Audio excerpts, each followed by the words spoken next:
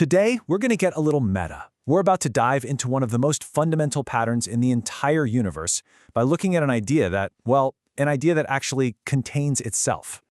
Now, that's not a riddle. It's literally the structure of what you're watching right now. See, this is an explainer about a video, which is itself about another video. It's kind of like one of those Russian nesting dolls, but for ideas. And here they are, our first two layers. On the right, you've got this absolutely brilliant video just called Recursion. And on the left, Recursion II, a video that breaks down why that first one is just so genius. To really get the whole picture, we've got to start right at the center. So let's jump into that first video, the one that kicked this whole thing off. It takes a concept that can give computer science students a massive headache and somehow makes it feel completely intuitive. So how does it do it? Where does it start? It doesn't start with some dry academic definition. No, it starts with a simple object that just immediately hooks you. It shows you this old cocoa tin and just trusts that you're going to notice that one strange little detail.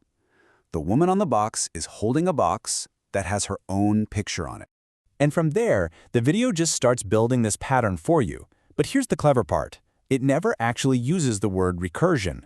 It pivots from the cocoa tin to a fractal triangle, and then to the classic Russian nesting doll. You've got three totally different things that all share the exact same secret. They contain a smaller version of themselves. And only after your brain is completely locked onto this pattern does the video finally give you the name for it: recursion. And this is just a masterful move. They define the word after you already have a gut feeling for what it is. And suddenly, that definition isn't scary at all. It's just a label for an idea you already understand. But then the video anticipates the very next question you'd have. If something refers to itself, wouldn't it just go on forever? And it answers this beautifully, not with some complicated math, but with two simple rules. You need a finish line, that's your base case, and you need a rule to get you there, that's your recursive step. If you don't have both, the whole process just falls apart. And this comparison is just brilliant. An infinite loop, that's like a snake eating its own tail. It just goes and goes and goes and accomplishes nothing. But useful recursion, that's like a sourdough starter. You use a piece of the old dough, that's the recursive step, to start a new loaf, but you eventually stop to bake the bread. That's your delicious base case. Okay, so that first video is clearly incredible. But what makes it so good? Let's zoom out one layer to our second video, the analysis, which basically asks, how on earth was such a perfect explainer even made? And here's the real kicker. The original video was made by a YouTube channel with a grand total of 2 subscribers. Seriously, 2. This didn't come from some massive media company. It's just this little piece of genius from a place you'd never, ever think to look. And that makes the quality of the explanation itself even more fascinating. So the analysis video breaks down the techniques that make the original so powerful. The very first one is what it calls the hook. As the analysis points out, this is just masterful teaching. The creator isn't lecturing you, they're making you a partner in discovery. You feel smart because you're actually figuring it out yourself, and the video is just kind of guiding your attention. All right, the next brilliant move is what the analysis calls the pivot. So right after you've grasped the core idea, the original video just dramatically blows the doors wide open.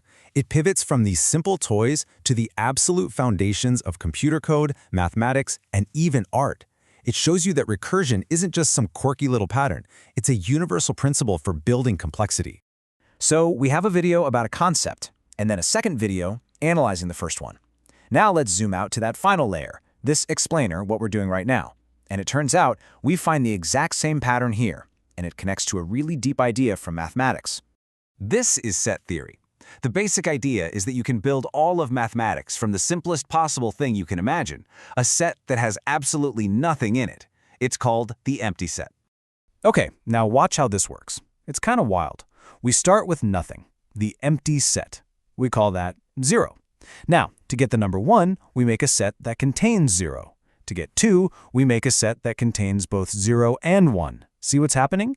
Each new number is defined by using the numbers that came before it. It's a purely recursive definition. Are you starting to see the connection here? And this is where it all just clicks together. That first video, that's our base case, our empty set. It contains the core concept.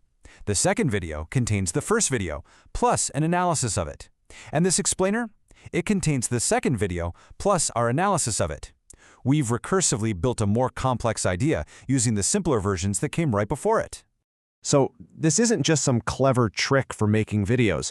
This pattern points to some really deep truths about how ideas actually work out there in the world. You know, the original video even points out that the famous linguist Noam Chomsky proposed this exact idea, that our recursive ability to embed a clause inside another clause is the engine of human language. It's what allows for endless creativity from just a finite set of rules. And this brings us to a really crucial principle, not just in academia, but in thinking.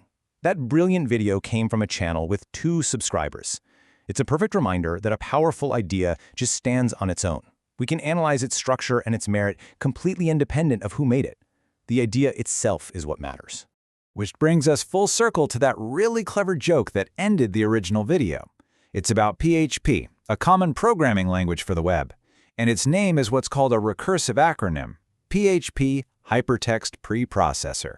The definition literally contains the thing that it's defining. It's a perfect, nerdy little bow on the entire concept. And ultimately, this is the grand takeaway.